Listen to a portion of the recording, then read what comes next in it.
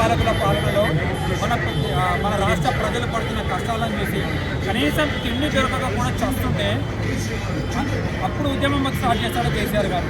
అందులోనూ ఎంతోమంది ఉద్యమకారులు అప్పటి నుంచి ఇప్పటి వరకు బలిదానాలు వాళ్ళ ప్రాణాలను బలిదానాలు చేసుకొని అమరులు అవుతుంటే వీళ్ళ చావులను ఆపాలి.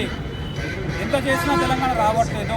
వీళ్ళ చావులు కాదు, నా చావుతోటి తెలంగాణ రావాలి, లేకపోతే నేను చావాలి తెలంగాణ రావాలని ఒక నినాదంతో కేసీఆర్ చచ్చుడో తెలంగాణ వచ్చుడో ఒక నినాదం తీసుకొచ్చాడు. మీకు ఒక ఎగ్జాంపుల్ చెప్తా. స్వాతంత్ర ఉద్యమంలో సుభాష్ చంద్రబోస్ గారు ఏమన్నారంటే, మీ రక్తాన్ని ఇవ్వండి, మీ ప్రాణాలను ఇవ్వండి, మేము నీకు స్వాతంత్రం ఇస్తామని చెప్పాడు. మహానుభావుడు అయ్యాడు, గొప్పవాడయ్యాడు. మరి కేసీఆర్ గారు నిజంగానే గొప్పవాడు, కానీ కేసీఆర్ గారు ప్రజల ప్రాణాలను ఆపండి, నేను నా ప్రాణాన్ని ఇచ్చి తెలంగాణ తెస్తానని చెప్పి దీక్షా దివసం నవంబర్ 29 రోజు దీక్ష మొదలుపెట్టి తన ప్రాణాలనే పనంగా పెట్టి తెలంగాణ తీసుకొచ్చారు. ఇంకెంత గొప్పవారు కావాలి కేసీఆర్ గారు? ప్రజలు ఆలోచన చేయాలి.